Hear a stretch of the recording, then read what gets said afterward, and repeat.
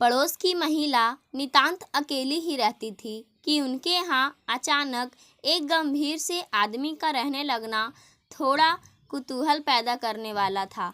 पर धीरे धीरे वो महिला और वो आदमी मुझे सब कुछ बताने लगे तो मेरे भी जीवन के पन्ने रंगों से भर गए।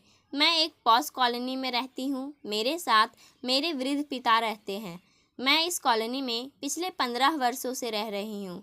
पड़ोस के मकान जिसकी बाउंड्री एक ही है, में रहने वाले उसे बेचकर अपने बच्चों के पास चले गए। यहाँ मकान बहुत महंगे हैं। उस मकान को 60 साल की एक महिला ने खरीदा और उसे नया बनाने में बहुत पैसा खर्च किया। उसे मॉडर्न बनवा लिया, सारी सुविधाएं मुहैया करवाई। फिर वे उस घर में रहने आई। वे बहुत ही प्यारी व सुंदर महिला थी। वे किसी से बात नहीं करती थी, सिर्फ मुस्कुरा देती थी। कहीं जाना हो तो अपनी बड़ी सी कार में बैठकर चली जाती। हमारी और उनकी काम वाली बाई एक ही थी, जो थोड़ी बहुत मेरी उत्सुकता को कम करने की कोशिश करती। पूरी मोहल्ले वालों को उनके बारे में जानने की उत्सुकता तो थी, पर जाने कैसे। वे कोई त्यौहार नहीं मनाती थी, नाश्ता वगैरह भी नहीं बनाती थी। बाई, जिसे मैं समाचार वाहक ही कहूँगी, वो मुझसे कहती, कैसी औरत है, ना वार माने ना त्योहार। पूछो तो कहती है कि इन बातों में क्या रखा है, शुद्ध ताज़ा बनाओ और खाओ। वे अक्सर दलिया ही बनाती। कभी कभी मैं सोचती कि बाई के हाथ कुछ नाश्ता भेज दूं, फिर कभी डरते डरते भेज देती तो वे महिला पहले मना करती, फिर ले लेती और मुझे बर्तन लौटाते समय कोई फल रख कर देती थी। उनसे बोलने की तो इच्छा होती, पर मैं क्या, मोहल्ले के कोई भी उनसे नहीं बोलते। मैं अपने पिता से अकेले कितनी बात करती हूँ। मैं सर्विस करती थी, सुबह जाकर शाम आती थी, इसीलिए मुझे ताक झाँक करने की आदत नहीं है। यदि उनके बाहर जाते समय मैं बाहर खड़ी होती तो वे मुस्कुरा देती। सबको उनके रुतबे के कारण बोलने में संकोच होता था। मैं स्वयं तो बोलती ही नहीं थी। ऐसे ही 5 साल बीत गए। इतने साल कॉलोनी में रहने के बावजूद उनकी किसी से दोस्ती नहीं हुई, ना उन्होंने की। एक दिन अचानक उनके घर एक बड़ी कार आकर खड़ी हुई। उसमें से एक सुंदर 40-45 साल का व्यक्ति निकला। सबने उसे आश्चर्य से देखा। इतने सालों में उनके घर कोई नहीं आया था, अब यह कौन आ गया है। मोहल्ले वालों के आश्चर्य का ठिकाना न रहा। जब उन्होंने देखा वह उन्हीं के घर में उनके साथ ही रहने लगा। वे साथ कार से बाहर जाते और कार से ही वापस आते। मैं अपनी उत्सुकता रोक ना सकी, पर क्या करें, अब तो उनके घर से पकवान बनाने की खुशबू भी आने लगी। एक दिन बाई ने मुझे बताया कि वह उनका बेटा है। एक दिन वही पड़ोसिन विनीता आंटी घर के सामने सुंदर रंगोली बना रही है। क्या बच्चे क्या बड़े, पूरा मोहल्ला झांक झांक कर देख रहा था। मेरी भी कुछ समझ में नहीं आया। कहाँ तो कोई त्यौहार नहीं मनाती थी। हमारे उत्तर भारत में रंगोली कोई कोई बनाता है। उनका बेटा भी माँ के रंगोली बनाने को बड़े ध्यान से देख रहा था, तो उसी समय मेरे पापा ने अपना परिचय देकर उस युवक से बात की। युवक तो बहुत खुश हुआ, बड़ी गर्मजोशी से पापा से हाथ मिलाया। पापा ने उसे बताया कि पड़ोस में रहते हैं। हाँ अंकल, मैंने आपको देखा, संकोचवश बोल न पाया। उसने कहा, मैंने घर में मूंग की दाल का हलवा बनाया था, सोचा क्यों ना विनीता आंटी को भी दे आऊं। मैं आंटी के घर गई। उन्होंने खुश होकर मेरे हाथ से हलवा ले लिया और पोंगल चावल मूंग की दाल की मीठी डिश मुझे खिला दी। मुझे बहुत आश्चर्य हुआ। मैंने बहुत स्वाद लेकर खाई। उन्होंने मेरे पापा के लिए भी एक बर्तन में डालकर दी। फिर अपने बेटे से मेरा परिचय कराया। उसका नाम विशाल था। वे उसे सुंदर कहकर बुलाती है। मैंने पूछा, इतने दिनों ये कहाँ गए थे। यह अमेरिका में रहता था, अब मेरे पास आ गया है, आंटी ने कहा। इस तरह आंटी से मेरी दोस्ती हो गई। पर मुझे अभी भी एक प्रश्न परेशान करता था। इतने दिनों से तो कहती थी कि मेरा कोई नहीं, आज मेरा बेटा कह रही है। कोई इन्हें धोखा तो नहीं दे रहा है? कहीं भावना में बहकर इन्होंने इसे अपना बेटा तो नहीं माना? कोई अनहोनी हो गई तो? मेरा मन रह रहकर मुझे परेशान करता। मैंने यह बात अपने पापा को बताई तो वे बोले, तुम अपने काम से मतलब रखो, ज़्यादा होशियार बनने की ज़रूरत नहीं। वह औरत आईएएस थी, अपने काम से ही मतलब रखना बेटा, उन्हें सलाह देने की ज़रूरत नहीं। परंतु वह लड़का बहुत ही स्मार्ट, बढ़िया पर्सनालिटी, बहुत ही हैंडसम था। कहना तो नहीं चाहिए, पर मेरे दिल में पता नहीं क्यों कुछ अजीब सा होने लगा। क्या हुआ इस उम्र में? मैंने दिल को काबू करना चाहा, पर पता नहीं क्यों मेरे दिल काबू में नहीं रहा। मुझे लगा इन आदमियों का दिल तो होता नहीं। मुझे बहुत तकलीफ़ हो रही थी।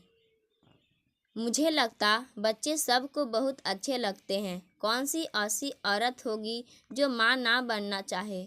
यह औरत भी 65 साल से ऊपर की हो गई है। कहते तो है कि 60 साल में सठिया जाते हैं।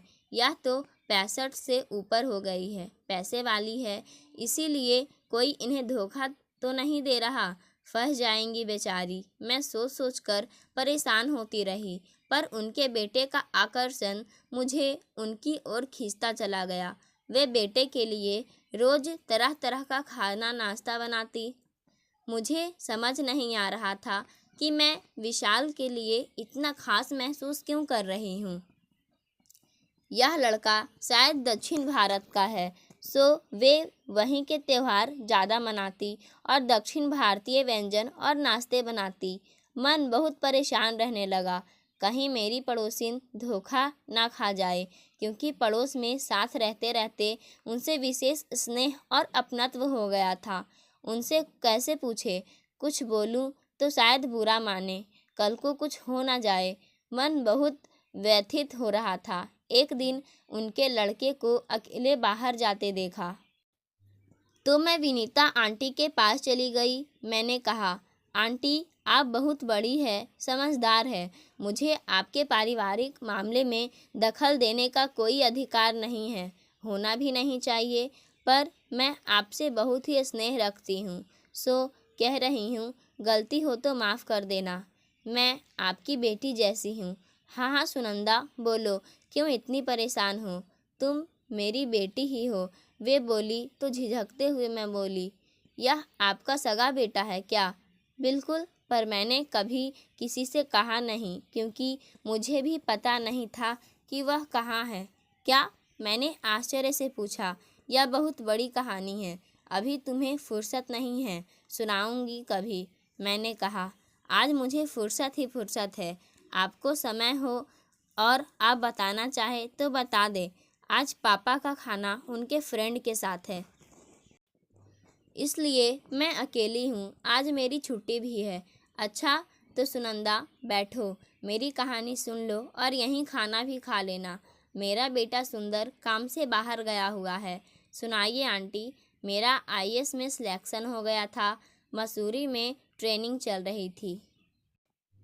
सुदूर दक्षिण भारत के तमिलनाडु प्रांत से आए कार्तिक स्मार्ट, सुंदर और होशियार थे। हम दोनों एक दूसरे की तरफ आकर्षित हुए। दोनों के घर वालों के विरोध के बावजूद हमने शादी करने की ठान ली। शादी भी हो गई। थोड़े दिनों तक सब ठीक ठाक रहा। मेरा बेटा भी हो गया। कार्तिक के माँ बाप ने बेटे से समझौता कर लिया और मुझसे कहा कि अपने बेटे विशाल को हमारे पास छोड़ दो, हम उसे पाल पोस कर बड़ा करेंगे। मेरी इच्छा ऐसी नहीं थी, पर सबने मुझे समझाया, बच्चे के दादा दादी उसको तुमसे ज़्यादा अच्छे से रखेंगे। तुम्हें नौकरी करते हुए छोटे बच्चों के साथ रखने में परेशानी होगी। मेरी नौकरी दौरे की थी, बार बार दौरे पर जाना पड़ता था। हेड क्वार्टर में थी, तब भी सुबह शाम घर अनजाने आने जाने का कोई ठिकाना नहीं था। मेरे माता पिता ने भी इसे ठीक समझा। मैं विवश थी। नौकरों के भरोसे बच्चों का पालना मुश्किल था। शुरू में सब ठीक ठाक था। छुट्टी होते ही बच्चे के मुंह में ससुराल जाती आती रही। बाद में मेरी ससुराल वालों को मेरा आना जाना खलने लगा। मेरे पति कार्तिक कहते, सही तो है ना, तुम बार बार आओगी तो बेटा उनके पास कैसे रहेगा। वह बात भी मैं मान गई। जब छुट्टी होती तो वे अपने घर चले जाते और मेरी उपेक्षा करने लगे। मैं काम के बोझ में व्यस्त होती गई। जब बेटे से मिलने जाती तो वे लड़ाई झगड़ा करते। मेरा बेटा सुंदर मुझसे ज़्यादा अपने दादा दादी और पिता से जुड़ा था। मेरा जीना ही मुश्किल हो गया। यह कहते हुए बोली, चलो चाय पीते हैं। मैंने कहा, आंटी मुझे तो आपके हाथ की फ़िल्टर कॉफ़ी पीनी है, उसकी खुशबू हमारे घर तक आती है। अरे ज़रूर ज़रूर, लो मेरा बेटा भी आ गया, वह भी इस समय कॉफ़ी पीता है, हम साथ साथ पियेंगे। मुझे संकोच हुआ। वे बोली, तुम आराम से बैठे, मेरा बेटा सुंदर मेरे जैसा नहीं है, बहुत सोशल है। हाँ, हम पहले ही मिल चुके थे। उनके बेटे ने भी मुझसे बैठने का आग्रह किया। सुंदर मुझसे पापा के बारे में पूछने लगा। बातों ही बातों में मैंने बताया कि पापा का मन नहीं लगता। उन्होंने पूछा, पापा को क्या क्या शौक है? पढ़ने का, गार्डनिंग, राजनीति बहस करने का। अरे वाह, मेरा उनके साथ मन लग जाएगा। मैं भी इन बातों का शौक रखता हूँ। फिर तो आप घर ज़रूर आइएगा, मिलकर बातें करेंगे। इतने में कॉफ़ी आ गई। हम सब ने कॉफ़ी पी। फिर मैं घर आने को ही तो विनीता आंटी बोली, आगे की कहानी बाद में सुनाऊंगी, अभी खाना बनाना है। अगले दिन सुंदर मेरे घर आ गए। पापा मेरे बड़े बातूनी हैं। दोनों की जोड़ी जोरदार थी। खूब बातें कर रहे थे। मैं भी उनके साथ बैठ गई, बातें करने लगी। सुंदर पापा से बात करते पर मेरी तरफ भी देखते जाते। इस उम्र में भी मेरे अंदर एक सिहरन सी दौड़ जाती। यह कैसे है मुझे पता नहीं। विशाल की बातें सुनती रहूं ऐसा लगता। मुझे आज तक किसी के लिए ऐसा नहीं महसूस हुआ। अब ऐसा क्यों लग रहा है? पापा और विशाल दोनों वॉक पर जाते, कई बार रात में क्लबों में जाते। पापा खेल के बहुत शौकीन हैं। ऐसे ही आंटी का बेटा भी। दोनों में पटने लगी। जब दोनों घर से जाते तब मैं आंटी के पास चली जाती और वे अपनी कहानी मुझे सुनाने लगती। वही धारावाहिक सीरियल जैसे मुझे सुनाती। मुझे भी बहुत इंटरेस्ट आने लगा। वे कहने लगी, मेरे पास मेरे पति का आना करीब करीब बंद हो गया। वे आते तो भी उनके पास शिकायतों का पिटारा ही होता। ससुराल जाती तो कोई सीधे मुंह बात नहीं करता। बच्चे को मेरे पास ना आने देने के लिए कई बहाने बनाए जाते थे। बच्चा जैसे जैसे बड़ा होता गया, मुझसे दूर होता गया। उसे मेरे खिलाफ झूठी बातें कहकर भड़काया जाता था। मेरे लिए जीना ही दूभर हो गया। फिर मैंने तय कर लिया कि ऐसी ज़िंदगी जीने से क्या फ़ायदा। मैंने तलाक देने के लिए कहा। वे यही तो चाहते थे, पर बच्चे को देने से मना कर दिया। कार्ति ने तब तक अपना ट्रांसफ़र भी मेरी ससुराल में ही करवा लिया था। बच्चा मेरे माँ बाप के पास ही रहेगा। मैं भी यहाँ हूँ, यह अकेली उसे कैसे रखेगी? कोर्ट में कार्तिक ने कह दिया। सुंदर ने भी अदालत में पिता के पास रहने की जिद की और जज ने उसे पिता के पास सौंपने का फैसला सुनाया। उनकी कहानी सुनकर मेरा जी भर आया। वे आगे कहने लगी, मैं हफ्ते में 1 दिन या महीने में 4 दिन बच्चे से मिल सकती थी। अब सुंदर बड़ा हो गया था। वह मुझसे बात नहीं करना चाहता था। मुझे देखकर अंदर भाग जाता, कुत्ते से खेलने लगता, रोने लगता और कहता, तुम गंदी हो, मत आओ, आप मेरी मम्मी नहीं हो। यह बात मैं सहन ना कर पाती थी। जब वहाँ जाकर आती, मन प्रश्न होने के बजाय बहुत दुखी होता। मुझे इस हालत में देखकर मम्मी पापा भी बहुत दुखी होते। वे कहते, जब वहाँ जाकर दुखी होती हो तो बार बार जाने की क्या ज़रूरत है? बच्चे को देखने की इच्छा को मैं रोक नहीं पाती। किसी से मिलकर मन प्रसन्न हो तभी जाना चाहिए। इस बात को समझो। मैं अपने आप को समझाने की बहुत कोशिश करती, पर मन है कि मानता ही नहीं। मेरे खिलाफ उन लोगों ने सुंदर के दिमाग में जहर भर दिया था। उस जहर को निकालना मेरे बस की बाहर था। इस बीच मेरा ट्रांसफ़र बहुत दूर हो गया।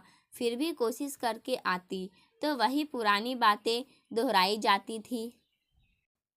अंत में तंग आकर जाना छोड़ दिया। दुख को अकेले भी झेला जा सकता है, लेकिन खुशी को बांटो नहीं तो कम पड़ जाती है। इस बीच सुंदर आ गया। बातों में हमने ध्यान नहीं दिया। वह हमारे लिए कॉफ़ी बनाकर ले आया और वह भी हमारे बीच बैठ गया। मैं संकोचवश उठने लगी। अरे बैठो सुनंदा, मेरे बेटे का कोई फर्क नहीं पड़ता। वह पहले जैसा तो है नहीं, मैं बोली। बच्चों के बिना रहना तो बहुत मुश्किल है। हाँ रे, तू सही कह रही है, पर कुदरत ने मुझे बच्चा देकर भी मुझसे छीन लिया था। किसी के बच्चे होते ही नहीं हैं, मेरे होने के बावजूद नहीं जैसे हो गया। मैंने काम में मन लगाया और तरक्की पाती चली गई। एक बार सुंदर की बहुत याद आने पर मैं 1 हफ्ते की छुट्टी लेकर गई तो पता चला वे बच्चों को लेकर विदेश चले गए। मैंने सोचा वे वापस आ जाएंगे, पर वे फिर नहीं आए। मुझे पता ही नहीं चला कि वे कहाँ गए। बहुत कोशिश की पर कोई सुराग नहीं मिला। मेरे मम्मी पापा मेरे पास आ गए और मैं अपनी नौकरी के साथ साथ उनका भी ध्यान रखने लगी। समय बीतता गया और एक दिन अचानक पापा को दिल का दौरा पड़ने से निधन हो गया। मम्मी उनके पीछे उनकी याद में 2 साल भी नहीं रही। मैं सेवानिवृत्त के बाद यह मकान खरीद व बनाकर तुम्हारे पड़ोस में आ गई। मैंने किसी से रिश्ता नहीं रखा। मन बहुत ही विरक्त था। मम्मी पापा 2 साल में आगे पीछे जा चुके थे। मैं अकेली हो चुकी थी और यहाँ आकर रहने लगी। अचानक एक दिन मेरी एक पुरानी सहेली का फ़ोन आया और कहा, मेरा बेटा मुझे ढूंढ रहा है। और उसकी थोड़ी देर बाद ही मुझे मेरे सुंदर का फ़ोन आया। मैं आपका बेटा विशाल बोल रहा हूँ, मैं आपके पास आना चाहता हूँ। तब मेरे आश्चर्य की सीमा ना रही। जैसा तुम कह रही थी ना, वैसा ही मुझे भी लगा कि कहीं कोई धोखा तो नहीं दे रहा है। मैंने उसे घर ना बुलाकर एक होटल में बुलवाया, वहाँ बात की। तब सारी परतें एकाएक कर खुल गई। आंटी, अब मैं घर जाऊंगी। हालांकि जाने की इच्छा बिल्कुल नहीं है। कल धारावाहिक जारी रहेगा कहकर मैं चल दी। घर आकर मैंने सारा काम किया, वह तो करना ही था, परंतु मेरा मन आंटी की कहानी में ही लगा रहा। यह तो बॉलीवुड की कहानी से भी ज़्यादा मज़ेदार थी।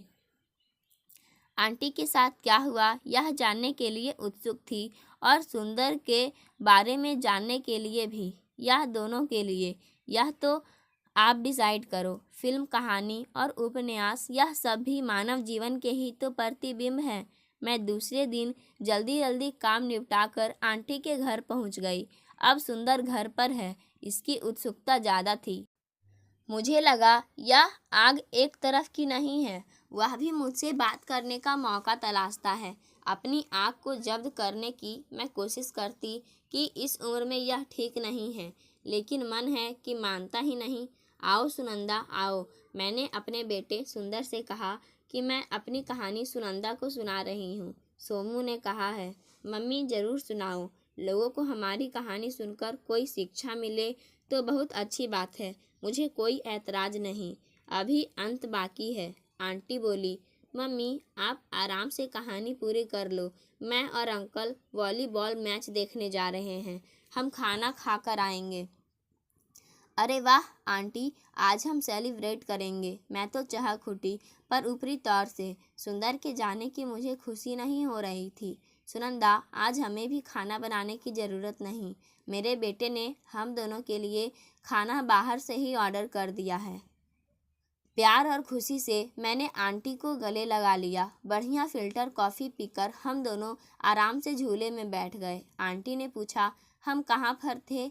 आंटी, आपने धारावाहिक जैसे ही बड़े रोचक मोड़ पर छोड़ दिया था कि होटल में आप सुंदर से मिली। बिल्कुल सुनंदा, अब मेरी नहीं बेटे की कहानी शुरू होती है। बेटा वहीं पढ़कर एक अच्छे पद पर काम करने लगा। अच्छी सैलरी थी। देखने में सुंदर बहुत सुंदर था ही। परिवार की कोई रोक टोक नहीं थी। इन बातों से आकर्षित होकर बाहर से आए और वहीं बसे एक परिवार की लड़की नीला ने इससे बात की। सुंदर अपने को बहुत अकेला और बिना परिवार का महसूस तो कर ही रहा था। उसके पिता बहुत ड्रिंक करते थे, वे भी चल बसे। उसने मेरे बारे में जानने की कोशिश की थी, पर उसे कामयाबी नहीं मिली। नीला के प्रस्ताव ने तो उसे उसकी ओर मोड़ लिया। थोड़े दिन दोनों बहुत खुश रहे। 2 प्यारे प्यारे बच्चे भी हुए, एक बेटा और एक बेटी। पर गृहस्थी की गाड़ी जैसे चलनी चाहिए वैसे ना चली और नीला को दूसरे लड़के से प्यार हो गया। उसने तलाक का निर्णय लिया। केस चला और दोनों बच्चे नीला को मिल गए।